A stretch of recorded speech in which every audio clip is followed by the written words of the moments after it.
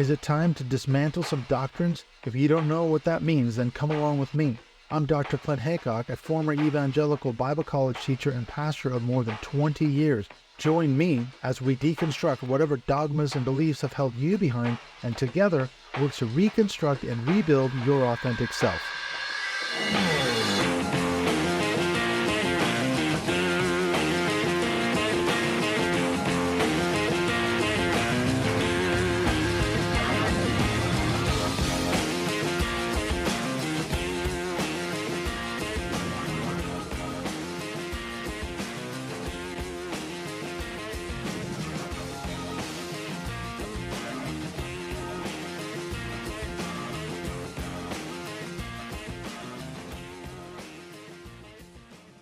I'm really happy to be connected with Mikee Bridges. I guess you're in Seattle now, but you were in Portland. We were talking just before we hit record. We must have crossed paths somewhere. So welcome to the show, Mikee. Thank you for having me. I really appreciate being on. Yeah, I'm curious. We have had to have crossed paths at some We point. had to have, because you're a musician. I played in Seattle bands for 10, 11 years, but this was back in the late 80s, early 90s. So Yeah, this would that's have me been too. back in before the grunge scene exploded. And then I was playing in Christian metal bands in Yeah. Seattle. So what were you doing around? Were you doing around that same time? I'm from Southern California, but I moved up to Oregon for 14 years to Portland. Right. So I went up to Seattle and all that kind of stuff and had a lot Yeah. of friends in the music scene. But being in Christian rock or Christian alternative rock, a lot of heavy stuff, a lot of metal, a lot of punk, a lot of thrash and all that stuff. But we ran in all those circles in Seattle and Portland. But I live in Southern California. I'm down. I moved back down. Oh, But right. I thought you were saying, yeah, very you're not in Seattle anymore or Portland. no, very familiar with Portland though, and I was there too. My first club that I opened up in Portland was 1989, and then I did two more clubs in Portland. So you may have played for me, We maybe may have because they were played at one Christian of your clubs. clubs. Was it for Christian Rock Club? Yeah, yeah, I'm sure we played yeah. there because we played a couple times in Portland. We played the Portland Coliseum. We actually opened for Larry Norman. That Did was you my big claim to fame. There was an all-day see? music fest, and we were one of the bands. I say we opened for him, but we were just one of the bands on the Sure. bill. We were toward the end of the show, and he was the Yeah. headliner, obviously. And then we came back down. We played some clubs somewhere in Portland. I Hmm. think off the back of that gig, we got Hmm. another show. So it might have been your club. Could be. You never Could know. be. Yeah. But I Yeah. did that, and I also did a music festival called Tom Fest, which was kind of an alternative Christian rock and art music festival, all that good stuff. And did that for 14 years in outside of Portland. So Yeah, I remember the uh, Tom Fest. tons of bands and so many people came through. But interesting, full on ministry Christian rock. Oh yeah, I was into the whole. We never played the Tom Fest, and I never went to the Tom Fest. However, I did go to Jesus Northwest. Oh yeah, man. Did Oh you yeah. ever go to that? Oh yeah. I had a booth there for Tom Fest. Yeah. That's Wasn't maybe my that's where we scene. crossed wasn't paths. wasn't my scene. Like that was a little too. I don't know. Yeah, it's more I pop. wanted the harder. Yeah, I wanted the harder. God bless them. Yeah, no pun But intended. yeah, they uh, they did their thing good. It was a cool thing, but it wasn't my thing. Yeah, it was more of the pop Christian scene because I remember the one year we went, might have been 93, 94, or something like that. I was actually a youth pastor outside of Portland, on the east side of Portland at the time. We took our youth group to Yeah, Jesus. where? Troutdale What? was this little church in Troutdale, which is Yeah, east of Portland. yeah. Yeah, so we were youth pastors there, and then the headliner that year was DC Talk, Oh which is yeah, ironic, of course, because of all the news about Michael Tate just blown up not too long ago. Have you yeah, followed yeah. that story? Yeah, but being a musician, I was in some bands too and toured a bunch and all that kind of stuff. When you see that other side of people, that not the facade of the Christian, like altar calls and I'm perfect on stage and everything, but when you see how people really are, Mm, you're none not of that shocked. stuff. Yeah, not at all. Not in the least, man. He's Yeah, just a guy got caught. that's what it is. And it was, they say, the most like well kept secret in Nashville, Yeah, that everyone sure, knew he was doing this kind of stuff for years, sure. and it finally came out. Yeah. It's what happens, isn't it? Yeah, it's just, I mean, people would be shocked at what happens in the Christian music industry that I've seen personally. Yeah, you were not only a musician, but you were putting on shows and festivals. Yeah, I remember that Tom Fest. Like I said, I never played there, but I've obviously heard about it. Because when did that start running? 95. Yeah, that must have been it. Because I was a student at Bible college, and I started in 1993 at a place called Multnomah Bible Oh College, yeah, man. I live right right down there the in street. Portland. Yeah. Yep. So, and I must have had friends that were in the music scene that went to the Tom Fest or maybe even played Oh in yeah. bands. Oh I'm yeah. sure.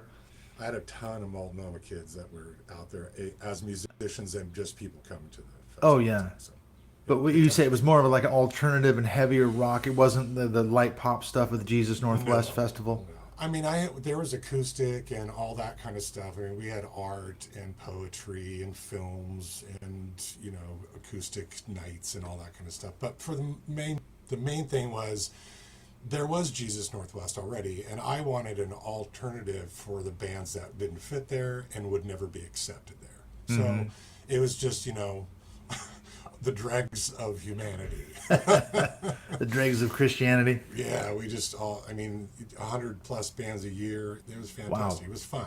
It was How a many good people were time. showing up? How many, what in terms of It crowd was size? small, probably 4 or 5,000. There wasn't very many, but it was a tight knit community that still is hanging out today. So it's kind of fun.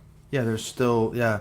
Well, I was going to say there's a festival over here in the UK called Greenbelt. Have you heard of that? I'm sure you would have. Oh, It's yeah. similar kind of a vibe, isn't it? Because I've got a buddy that he's still a Christian from what I know. We played American football together over here. That's what you have to call it in Britain. It's not football, it's American football because football is Right. soccer here. Anyway, Sure. that's how I met him. And he goes to that Greenbelt. I think they're still running it. And the big thing was, ooh, Christians can go and drink beer. Yeah. Ooh, because here in the UK, I mean, having a pint with your meal or going down to the pub is so intrinsic to the culture. It doesn't have the stigma. In fact, I remember when we started going to a church in Chester when I was coming over here to do my degree, and they had like a new welcome new members night, and we'd only been there a couple of weeks, and the bulletin said, "Bring your own bottle of wine to the," Wow. and I'm like, "Hey, I can." Shocked. This is kind of like the kind of church I could be a part of. So you actually brought your own wine, and they had drinks at so it was. I could tell right away it was not the stigma like it has in America. It's weird because Portland is very European like that. Yeah, Like moving from Southern California, being an evangelical kid that was on fire, and moving to Portland was a shocker. It was like being in somewhere in Europe, France. yeah, very And progressive. drinking, smoking, cussing, it was no one cared. Nobody batted an eyelash. It was more Yeah, about your character and what was going on inside you, not what you were doing or what you were saying. exactly. And Oregon is a weird state because what we learned when we lived in Portland was that the tri-county area, it's like the three biggest counties in the state of Oregon, are very liberal, and they tend to vote, Democratic and that kind of thing. And yet the rest of the state is like a red state. So Portland, there's three counties right around Portland. They're like blue, surrounded by red. We would say probably Crazy. today, and yet because the bulk of the population lives in the tri-county area, there's just physically more people there, so they tend to carry the day when it comes to voting and things like that. So the rest, there's a real dichotomy in Oregon, isn't there? Eastern Oregon wanted to cede to Idaho. Yeah, Come on, it's that guys. bad. Yeah, come on. Yeah. Well, they talked Idaho. about that in Seattle too, didn't they? Because King County, where Seattle's located, is a massive county, but it encompasses rural areas which are very conservative. And they talked about forming, I think it was called Cedar County. I don't know if that's still a thing, but I remember my sister was part of that years and years ago because they were like, we're not going to let liberals in Seattle dictate how we think out here in the countryside. And it's similar in Oregon, isn't it? So yeah, I think that's true of Christianity in Portland as well. It's a more progressive liberal, but I mean, there's definitely fundamentalists there. Did you ever run into any at the Tom Fest or anything else? No, we were too on. I mean, I had churches that boycotted coming to the festival because Oh, really? we allowed stage diving and we had tattoos on site. First Ooh. Christian festival to have tattoos. You can get a tattoo there. Oh my God! So Did you churches had a freaked tattoo? out. Someone doing tats Oh there? yeah. Oh yeah, that would Inside. definitely cross the line then. Yeah. So but I'd always liked doing that. I always liked pushing churches' boundaries. I never fit in church. I went to church, but I never Yeah. fit that much. I like to push their buttons and make them scream a little bit. And It's being funny uncomfortable because is good.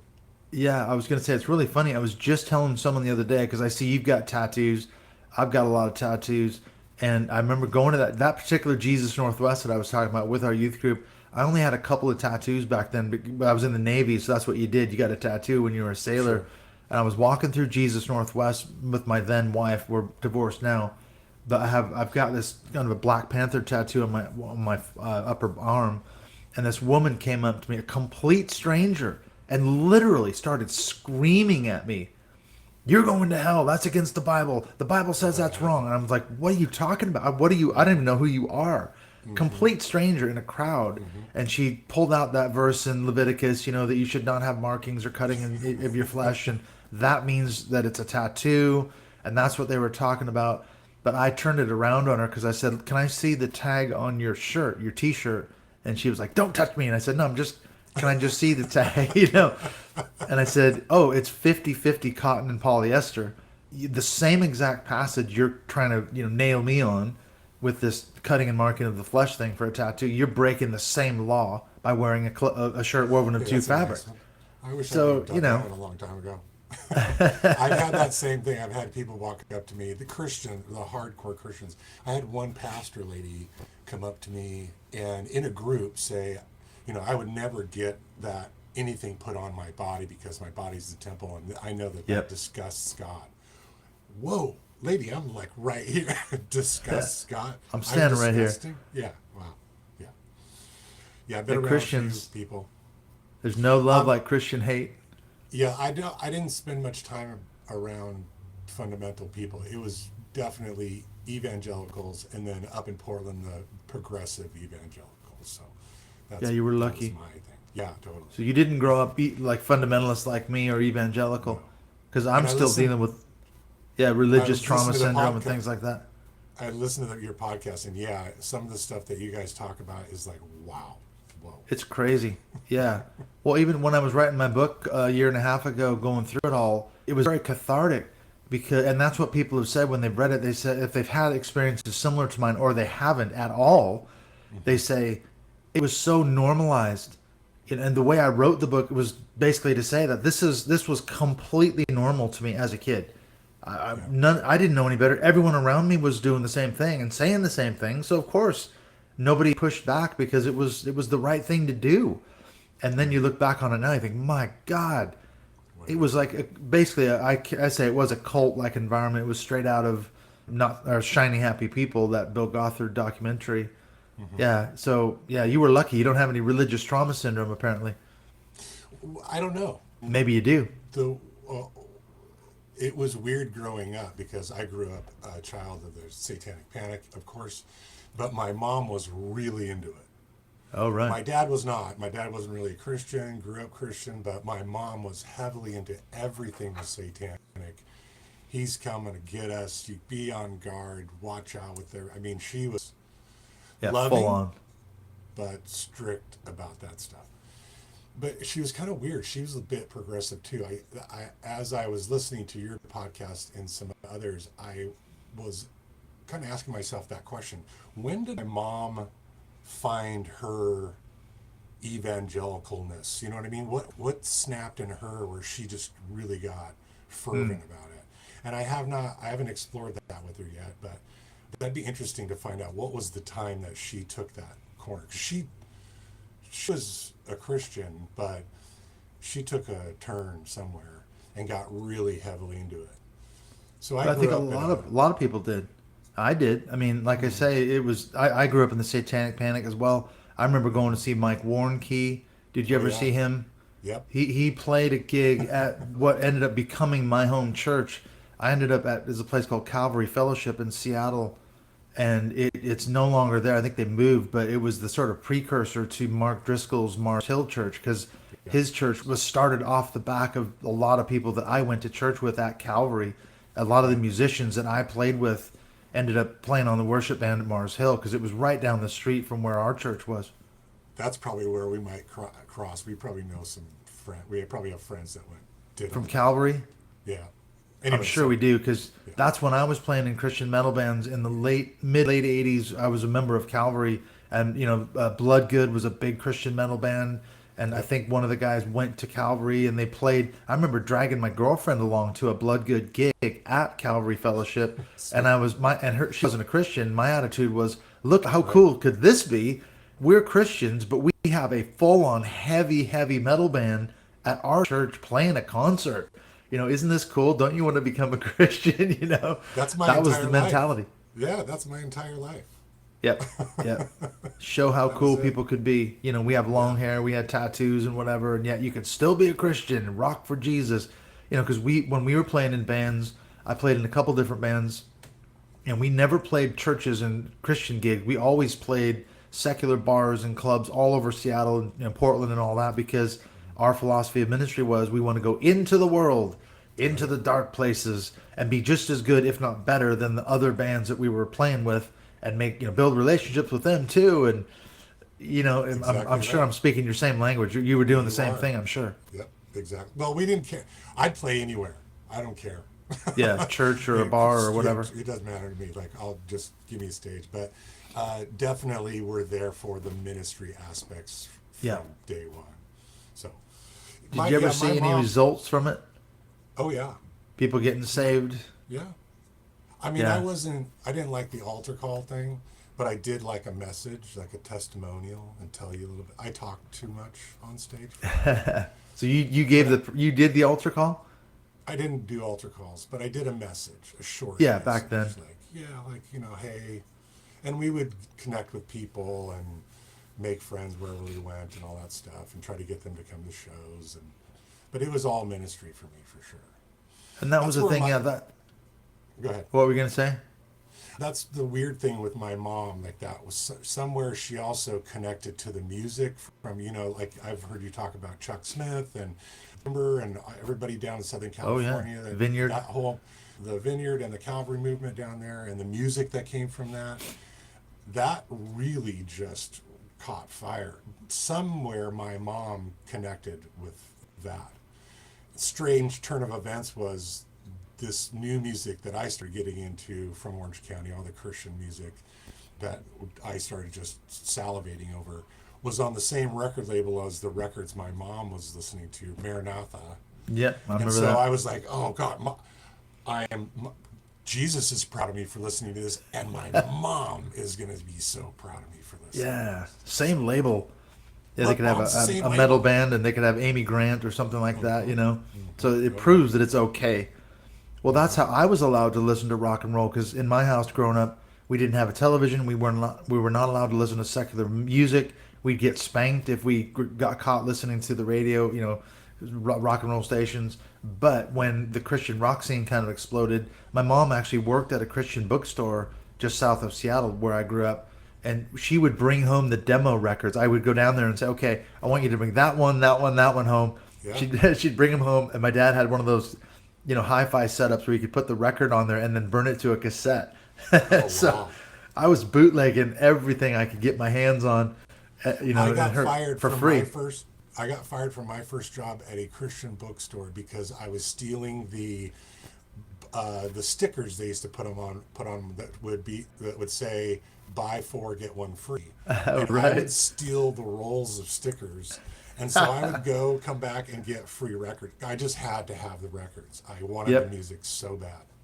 That's what it was, because I was burning illegal bootlegs of these records, and then all my friends were like, hey. And the cool thing about this setup that my dad had, not only could you record from a record to a cassette, it was a dual cassette. So then you could take another cassette and then burn another one off the back of the one you just bootlegged off the album. So I had a nice little business going there. It's like, and my friends would come, because I went to a Christian high school, and I had the connection. It was like, hey, if you want a free Christian rock album, he's the guy. Clint's the guy to see. His mom can bring. It might take a week or so. The dealer. Yeah, I was like a backyard dealer of Christian rock cassettes. Like open up my jacket, I've got all these. That's what do you want? Daniel Amos, Resurrection Band, Stryper, Petra. We went to all those concerts. Daryl Mansfield. We went to every one of them concerts religiously, and I would drag my non-Christian friends along to try to get them saved. That was all part of the deal, wasn't it? Absolutely, I was the same. My thing, though, was I wasn't fundamentalist. I actually did this to myself. I didn't listen to secular music on my own. I didn't want to. I was Oh, like, really? I'm not going to listen to it. I don't want to watch, anything rated R. I put all those rules on myself, thinking, well, I'm going to stand up and be this righteous guy. And I found all this, like you just said. You have this punk rock. Well, I have this punk rock. You have this metal. Oh, I have this. Exactly. And It's let me Christian. show you. Come to Mike's show. Yeah, it's at a church, but we have a circle pit and, blah, blah, blah. And that was my ministry. Like, I wanted that so bad. Music. But I put those rules on myself and wanted to just live that way. Screw the devil. I wanted to punch the devil in the face, Yeah. So, fuck that guy. I'm not going to listen to his music.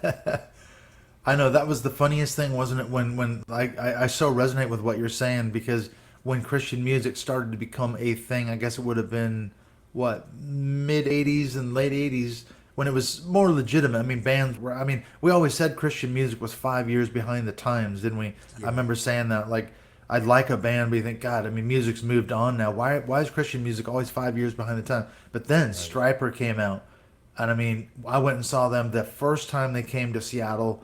Front row center. I saw them every time they came. I missed one year when we went on choir tour when I was in high school, and I was absolutely devastated. As soon as they told us we were going to be gone for this particular week, I said, no, that's the week Stryper's coming to town. I can't miss Stryper, But they were like a legit band, weren't they?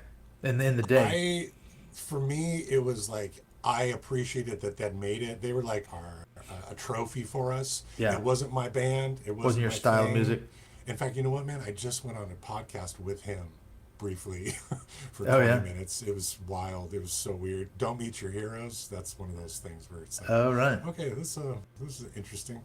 Wow. Anyways, we were talking about grunge versus hair metal because I was in a grunge band. And anyways, but they were a trophy for us punk rock, more of the heavier metal type guys. And, Yeah. LA metal. Yeah, it was like that's cool, but we also have the Crucified and Vengeance Rising, which we'd rather listen to. Christian thrash. I mean, I remember going to see Believer. Do you remember them? Oh, yeah. I love those. I mean, they were so heavy, and their drummer was, I mean, I'm a drummer, and their drummer was unbelievable. We went and saw them in this little tiny club somewhere in Seattle. My roommate at the time, Steven, the giant long-haired rocker, he's like 6'6", and he's got hair down to his waist and these big Coke bottle glasses. You might know Steven. No, I'm 6'6", but... Oh, right. Well, you're not Steven the giant hair. rocker, but from Seattle. Yeah, he still has long hair, I guess, but Sweet. He's actually in one of the Stryper videos when they filmed it in Seattle, and he's in the front row. Every time they played that clip, he would say, "That's me, that's me." Had these big leather gauntlets with spikes on them, and he was headbanging in the front row. And the camera pans over him, and it's like you can't miss the guy because he's an absolute freak. But he took me to this Believer show. Yeah, they were so good. And I wasn't really a thrash fan at the time, but I appreciated their musicianship. They were incredible. They were so good. Yeah. The bands that started coming out of Orange County in the 80s, the early 80s, if not the late 70s, were super influential to me in high school because of the Satanic Panic, because of wanting to punch Satan in the face, and then hearing these new bands that were coming out of Orange County, and they were different and weird and new, and like you said, most of the time it was behind the times, but these guys were doing something, not just Stryper, but there were a whole bunch of new innovative bands that were coming out that were like, whoa, what is this? But the combination of those things clicked me into wanting to be a full-time minister somehow, some way, using music.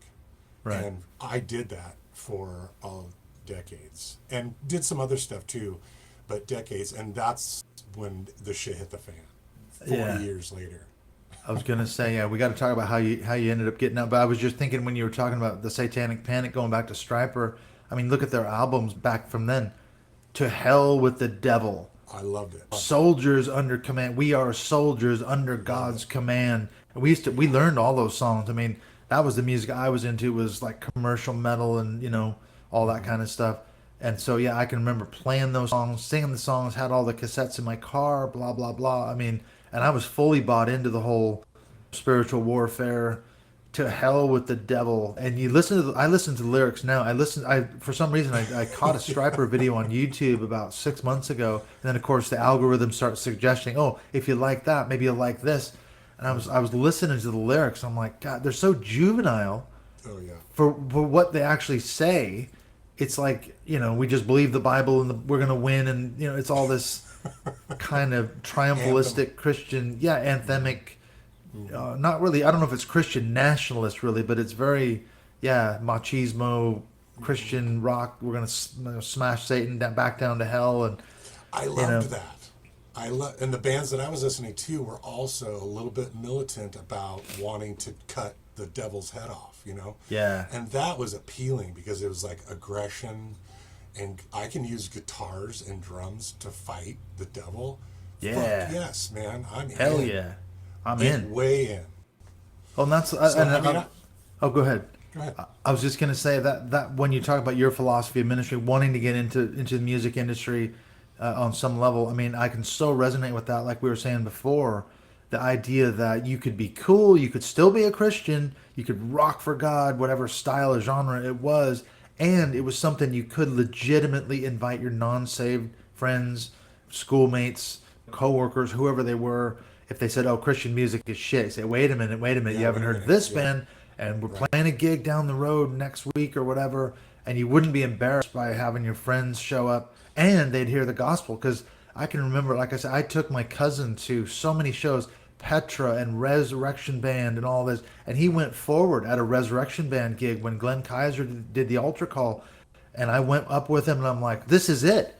This is it, because he's gotten saved. My cousin that I've been trying to evangelize for years, literally. They live right next door to me in Seattle.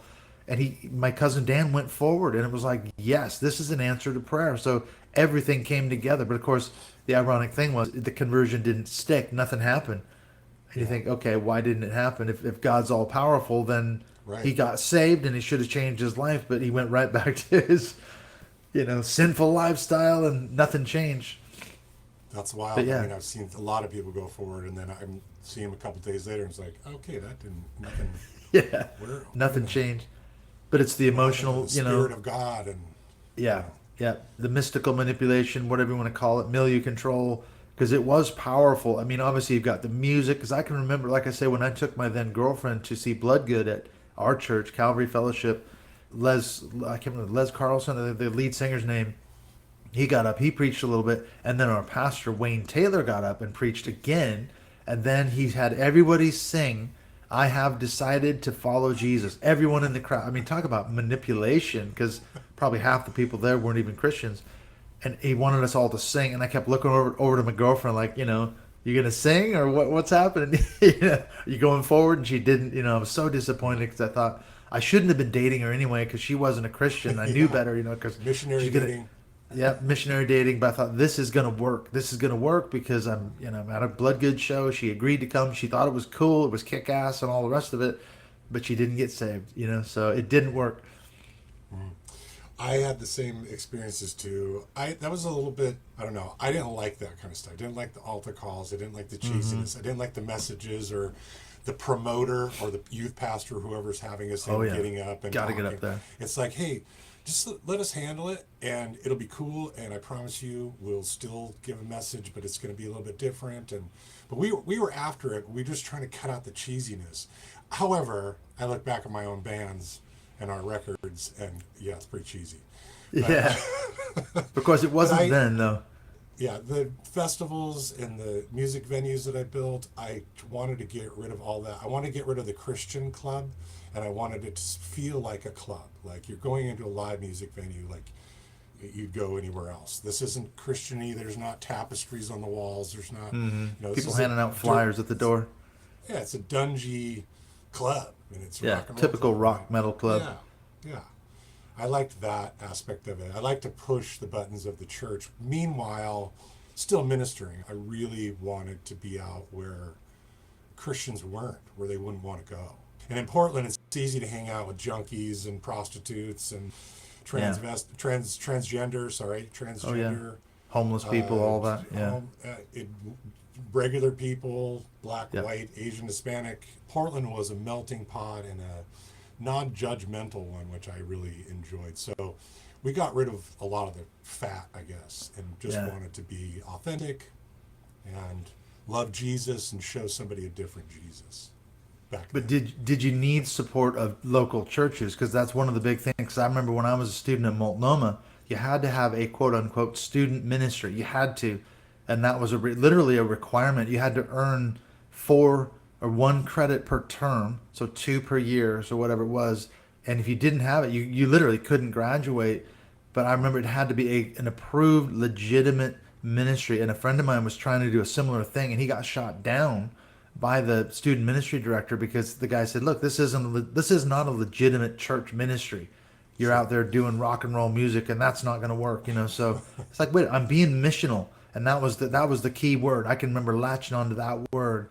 What you're describing is what we would have said back in the day. You're being missional. You're going out into the world.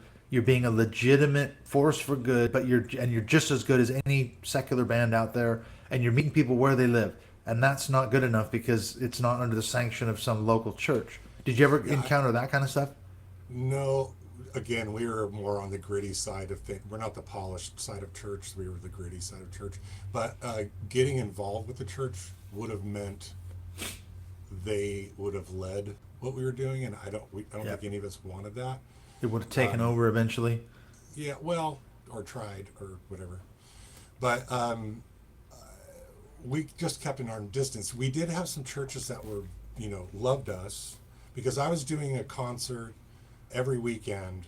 Every weekend, we'd have 2 shows, Friday, Saturday, and then sometimes other shows. And then I did 3 of those in Portland.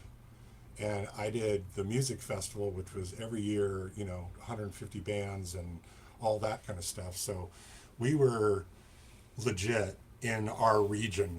People knew about it, knew what the club Yeah, was, knew all you're the bands coming respected. through. Yeah, yeah, you could say that. Some churches would say, "Hey, come do a show at our church." Or we had Mount Scott Church of God up by Sunnyside, off 205. I They know it. were awesome to us and let us come do shows there. There was a couple other churches, but we stayed away from partnering with anybody because it was just they want to take over. I remember there was a little tiny church called Arleta Baptist Church, 64th and something in Portland, Southeast Portland, and it was a nice little building, 2 stories with a basement and old wood pews.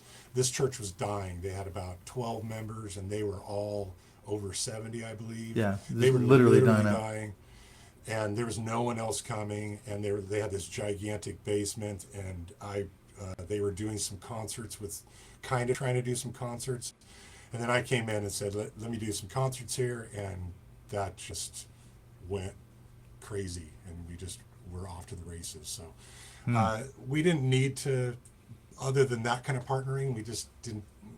Financially speaking, no one was going to give us any money anyway, so and it wasn't going to help us. So we just did it DIY. It was all Yeah, just do it our yourself. little community. Yeah. So what happened? Okay, so you said you didn't really have religious trauma syndrome, or you're not necessarily identifying it yet, but when you said the shit hit the fan, what actually happened? Was this the beginning of your deconstruction, or what actually went down? Well, I spent a lot of time in the music part of ministry, like full-time ministry. So at home in Portland, I was regularly doing the clubs and doing some off shows and being a promoter doing the festival. And I was also in a band. The reason we did okay with the venues and the music festival to start was because I was in a band that got signed to a record label called Tooth and Nail Records, and they were really popular back in the day. Yep. They're Back in Seattle the based, aren't they? 90s. Yeah, uh-huh. Yep. And we were early signing with them, so we're kind of like some of the grandfathers of that label. But all of us were friends, all the guys that were getting signed at the time. It was when grunge was exploding, secular music was exploding, and Nirvana hit the scene and everything. So this label took off, and they were signing, putting out records, lots of records, and some other labels too. And I happened to be on one of those and was grateful to be, because I'm not a very good musician, but got to do that. At least you and, can admit it. I faked it for a long, long time, but A lot of my friends were in the popular bands of the day because they were all getting signed and everybody had records. So I'm like, hey, come play for me. I have $200, and I didn't have to call a manager. We were all friends. Yeah, And just your friends' so, bands.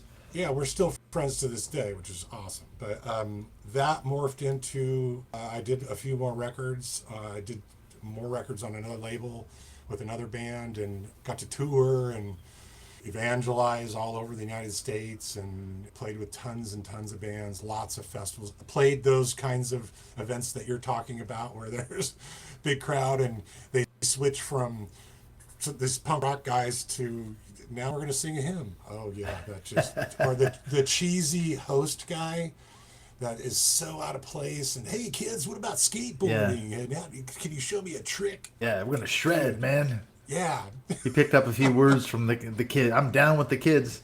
And now let me tell you about Jesus. I came home from tour one day and I had it, and I put my guitars away, and I put them away for years. I didn't touch them for years and years. That's pretty extreme.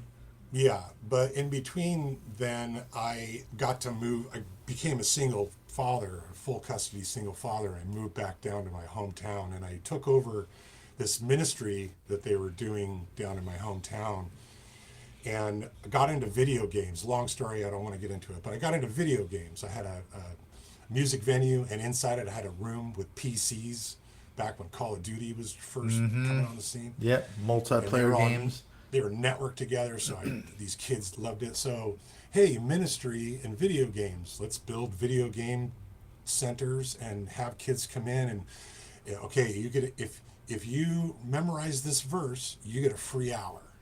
If you memorize a paragraph and then we have a talk about it and you write something about it, you get a free day. Wow. And we had Bible studies called GameChurch on Thursday nights, and we just kind of centered around video games and stuff. And it was just the kids that came into the video game, and it was cool too. It was decked out. It was really nice. It wasn't cheesy. Yeah, It wasn't it was Christian. legit. Yeah, and it was a legitimate business too. And I was trying to figure out, how do I spread this and minister? I want to go. I want to do what I did in bands, where I'm all over the place, everywhere, and spreading the gospel. I want to go. And I went to this terrible Christian conference with the most cheesiest, stupid ministries. I'm sorry, but they were so ridiculous. But I went to this conference about Christian ministry, and I met the guys from XXX Church. Have you heard about those guys? From back in the day? I might have. Like an emerging church, that kind of thing, when it was a thing? No. It was Christianity's first porn site. Oh, So that no. was the I have not draw. heard of that. It's what they do is they go to porn conventions and they have a booth, and they have irreverent graphics of Jesus with or a rock star with glasses on, and it's cool looking and everything. Free Yeah. T-shirts and free Bibles, and the Bibles are the Gospel of John, and their whole entire message was Jesus loves you. That's it. What else? Nothing. Here's a free Bible if you want it. You don't have to take it. Or if you want a shirt. The shirt said Jesus loves porn stars, so everybody loved the shirt. They were just fucking going crazy about it. So it got popular, and they had online, ministries for guys looking at porn too much, and they would go and the girls would go and minister to the strippers. And they'd go on they would bring makeup to people and supplies and that stuff. Met those guys, and out of the entire conference, I thought, God, that's awesome, because no Christians are going to do that shit. No way. No way. No In chance. fact, I went to one of their shows, and I'm like, nah, not my thing, man. I can't do Not my this. bag. Yeah. But I was like, why don't I steal that entire idea and do GameChurch, do essentially the same thing? And I went to them and I said, I want to do this, and they said, go for it. So I built GameChurch, and we went around the world. Wow. To hundreds of trade shows, ComicCons, expos, gaming conventions. We had a booth, a big banner behind us with Jesus with a game controller in his hand and a headset on.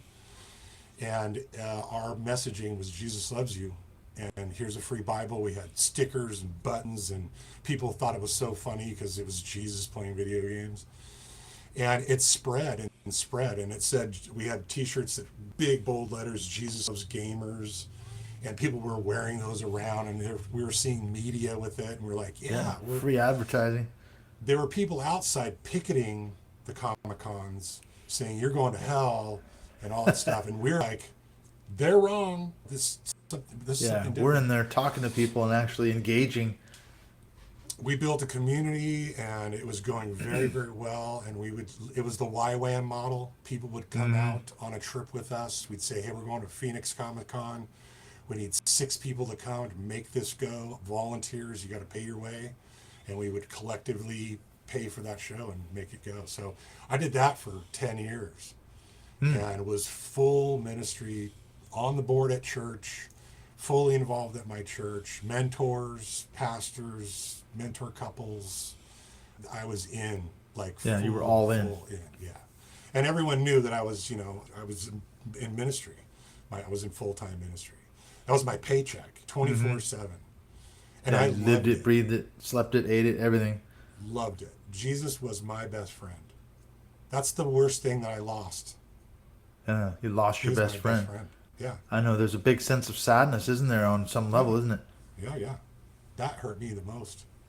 But I did that ministry, just was ripping into it, and I had a mutiny happen. But Wow.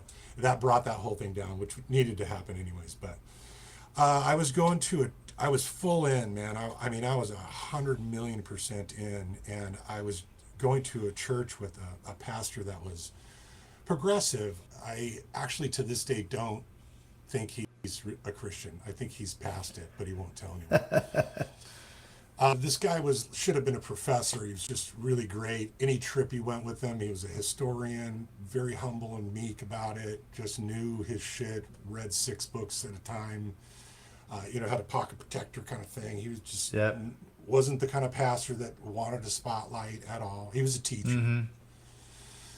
And he did some courses off-site because he didn't want to do them at church because he knew that there would be people that would leave if they knew what he was going to teach. And what he taught was contextual, whatever, Genesis or Revelation, whatever book, he went through it contextually and really spelled it out. And he used my building one night for study on Revelation. And he started breaking that down, and my jaw dropped. I was like, no. Wait a minute. This isn't how you I read went this to him book. and I'm like, there's no rapture? I know the Left Behind series is cheesy and stupid and everything, but I read every one of those goddamn books. Oh yeah, I was raised on A Thief in the Night. Yeah, man, I loved that shit. Yep. So I thought, I was all you had your friend on the harmonic atheist. Oh yeah, the harmonic. He was atheist. talking about that. Tim Mills. Yeah, like heaven, like everything it's going to be, like Yeah, so wonderful. Oh yeah, waiting for it. And Jesus, my best friend, hanging out with me. Oh yeah, it was, For eternity. But hearing that there was no rapture, and my pastor backing that up with breaking down what Revelation really was about. Yeah, pretty solid evidence. Yeah, and You couldn't deny it. Yeah. I was like, oh shit. Well, I did. I denied the rest of it, but that was. You'd have to. The cognitive dissonance. It wasn't a crack. It was more like my house had moved off the foundation, but I still wanted to deny it. Like Right. it was like There it was- wasn't even yeah. a crack. It was bigger than that. You had some big problems. Yeah, you could still live in there though for a while. You can get away with it for a while. Literally, my paycheck was coming from my ministry. I was getting paid decently. I had kids, 4 kids, a wife. I had adopted my stepkids. I had my own and house, all that stuff in ministry. Yeah, very whole well package. known in the community for the Christian stuff, and knew all the pastors in the area, that kind of stuff. And then Revelation. And I started to see the Bible as a form of governance as well in my reading.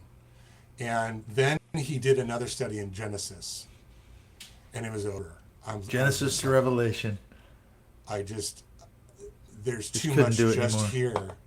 Now I need to go find out what this all is. And so I just went on a dive. And no one knew. I was doing this quietly.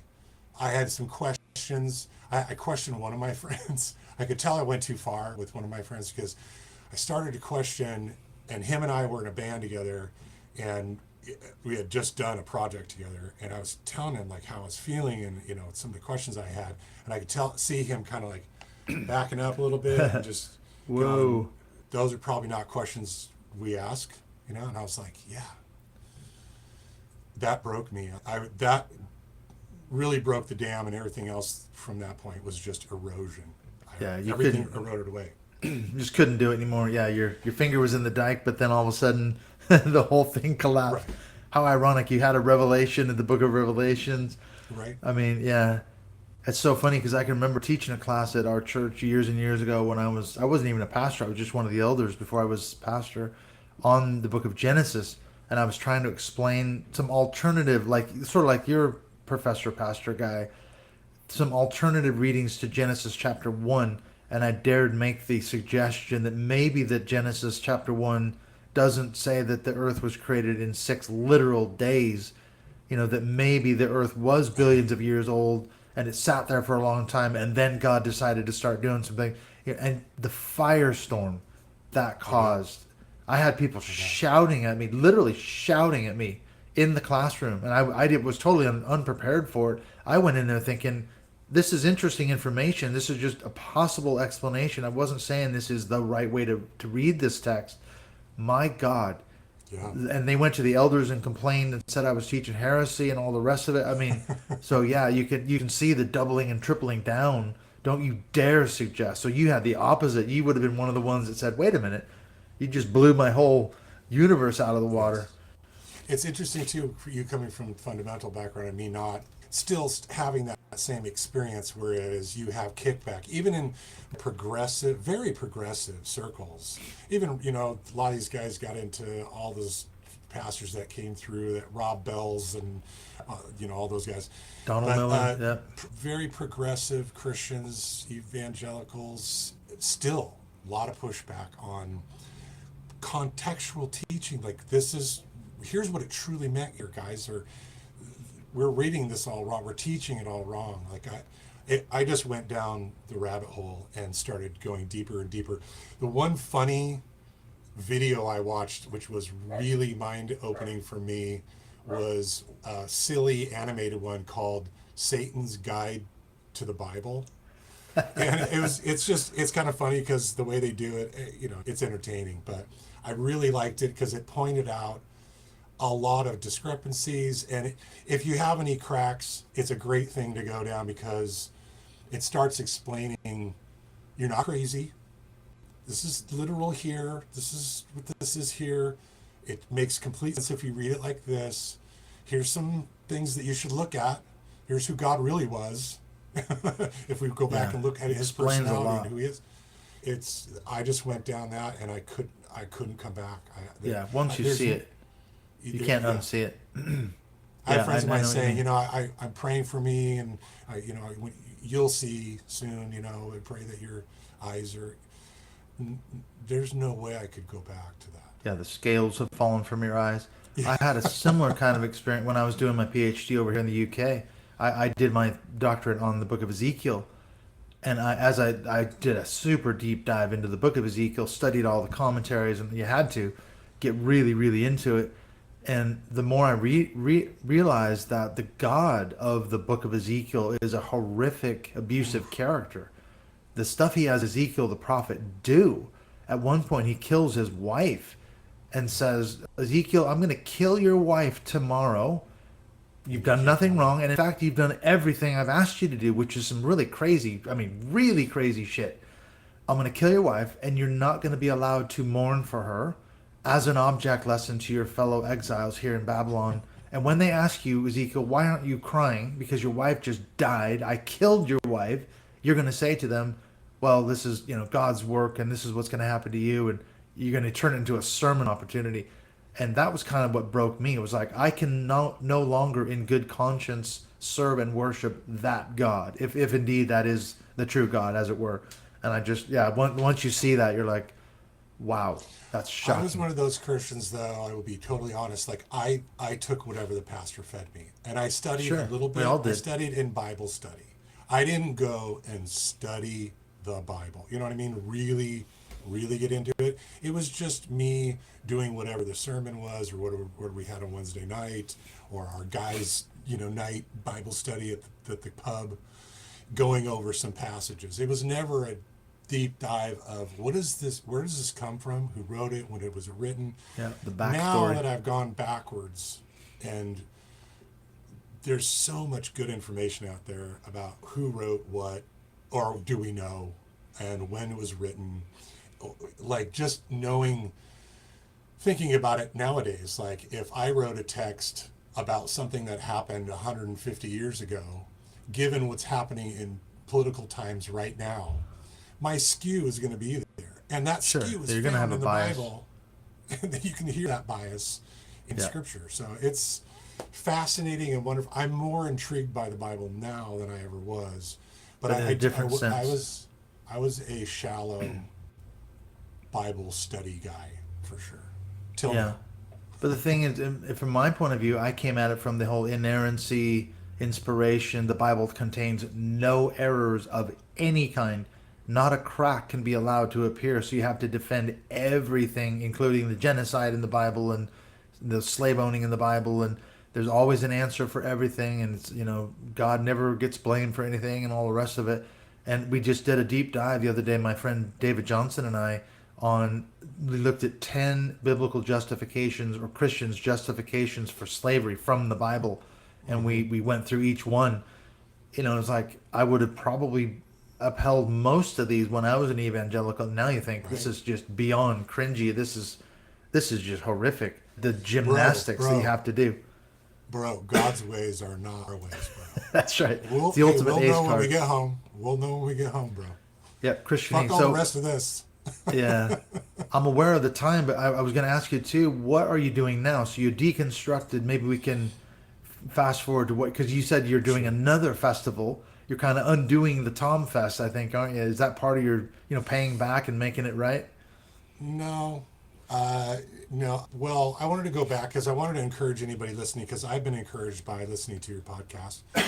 There's so many different kinds of people coming from so many different kinds of worlds. Mm-hmm.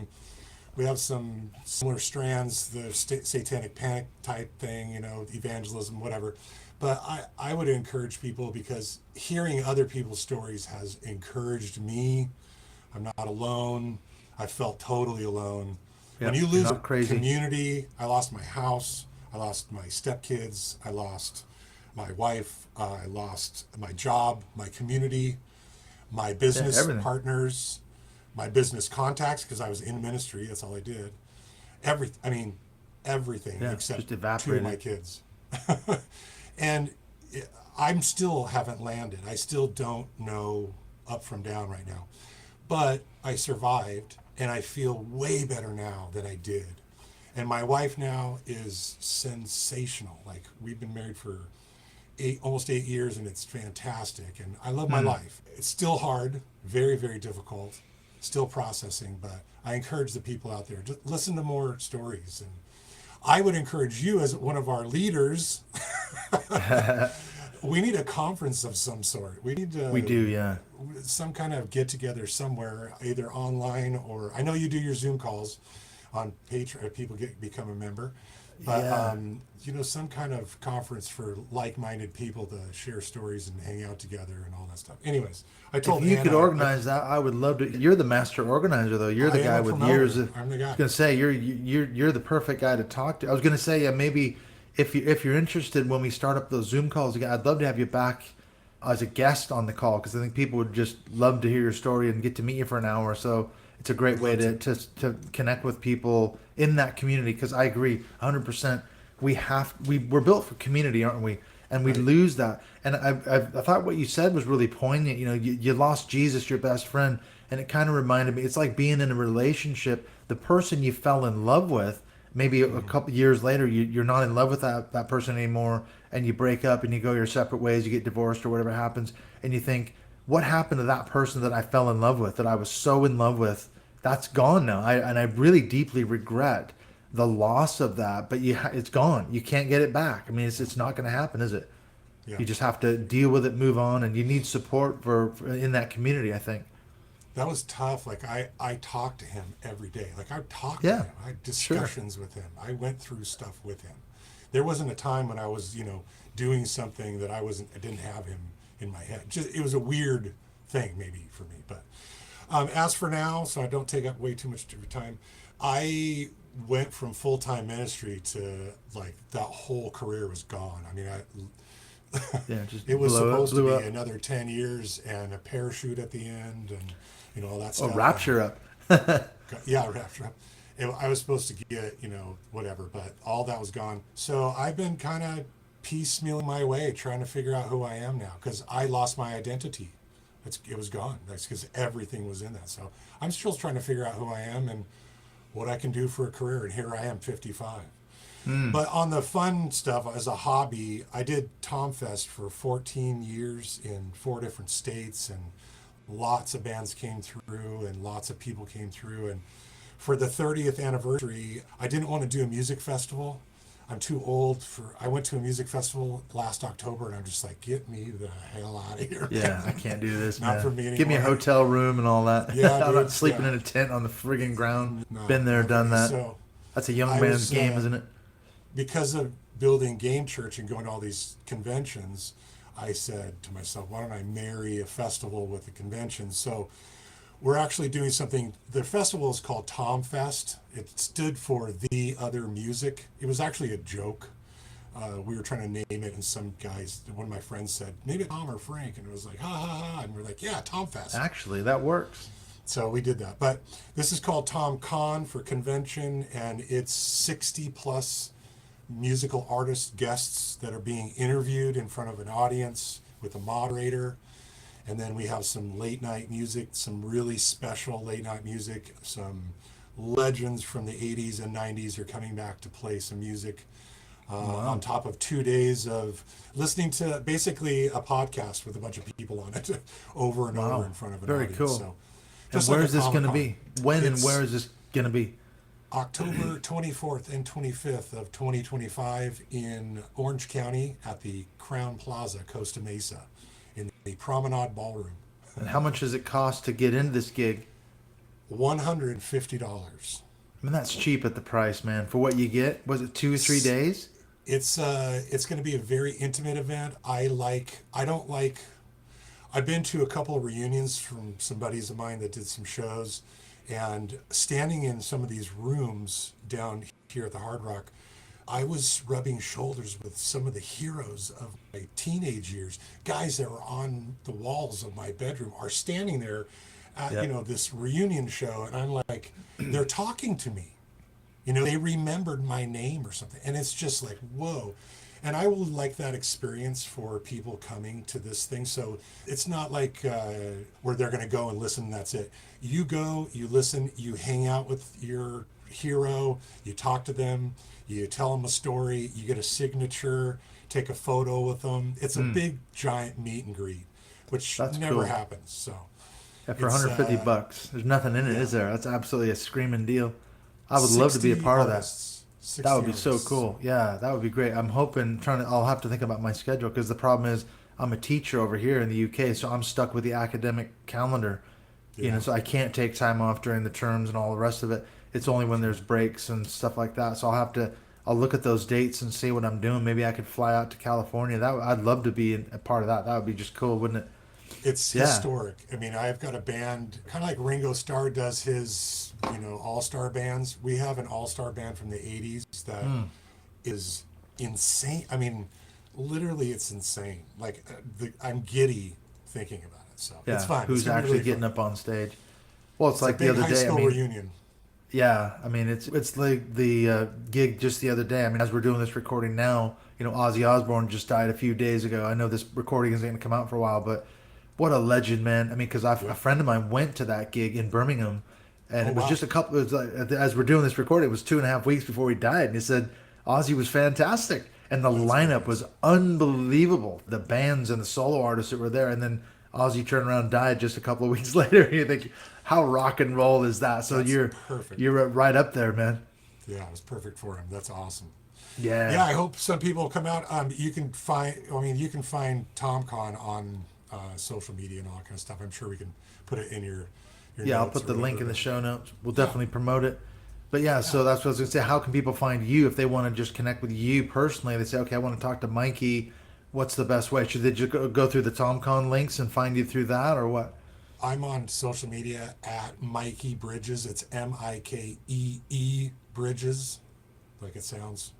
So I'm all over the place. I don't post a whole lot, but every once in a while. Yeah, people My can find you. grandkids. Yeah, Post okay. pictures of my So grandkids. thank you so much, though, Mikee. It's been a great. It's like a catch up almost. I swear Yeah, I we feel like must we've have. been friends. Yeah, I know. In another life, we probably would have been playing in a band together, Christian all metal band or bros. Christian something, Yeah, we're rock and all worship band or something. But I was going to say, let's keep in touch because I want to find out more about your idea. I like the idea about let's do something. something We needs to could, happen. yeah, let's do something. Maybe we could do like a big group Zoom call and just get loads of people in because I've got lots of people I could think of that would want to be a part of that. We could put a panel together very easily of ex-evangelicals and ex-cult members and whatever and just have a great, I think we could have a fantastic time. There's a conference in there for sure, and there's Definitely. cheap ways to do it if people can make it there. There's ways to do it where it's easy and cheap for everybody if everybody is working together to do it. So I've been thinking about it, just listening to some of the other podcasts Yeah, on this subject. definitely. There's some good leaders out there that would be cool to put in a room and listen to them talk for a little bit, and then I don't know. Yeah, Meet there's a way to just- do it. I've been in conferences before. I was on the conference on religious trauma with my good friend Janice Selby a couple years in a row, and it was okay. It's supposed to be held out of Vancouver, BC, but because of COVID, we just obviously moved it online, and that actually was better for everyone. You didn't have to worry about hotels and getting to Vancouver, blah blah blah. And I just jumped on the Zoom call, and I did my session, and people jumped on from all over the world. So it's the way forward. I think it's just cheaper, easier, quicker, rather than However, putting it I on will at a say, hotel. I'd love to sit down with you in a restaurant at the with a pint. hotel and have with a pint and Yeah, with a there bunch is- of people too. yeah. There's something to be said about that. That's true because once the hour-long Zoom call's over, then I log off and I'm going back to my life over here, and then I can't just sit down and have that pint with whoever wants to talk because I love that kind of stuff. Yeah, I agree. There is something profound about that. So at some point, Organic either you, conversations too, how they snake Oh, through yeah. people, like letting that go instead of it being something that's recorded, but just organic discussions about these kind of things. Like-minded Yeah. people in a room together. Absolutely, yeah. I've had similar experiences because that's one thing I do miss because I used to go to Seattle quite a bit, and every time I'd go, I would always try to gather 8, 10, 12, 15 people. We'd go out to a restaurant for that exact experience. And I would just say, anyone who wants to come out, we're going to be at such and such restaurant on this day at this time. If you can make it, great. 10 people, 5 people, it didn't matter if we had 20 people or 5. We had a fantastic time, and I do miss that. So yeah, I think you're on to something for sure. So yeah, I'll send you an email. We can talk about what we can do. But I'm really I'm excited about your idea. Yeah. So thanks so much, Mikee. I'll hit you up too if you want to come back and be a guest on the Zoom call when we start it Absolutely. up. But yeah, we'll definitely keep in touch. I've met a new friend here. Thank you so Thanks, much, too. man. Good Take to meet care, you. and I will speak to you soon, man. Have a good one. Okay, brother. Thanks.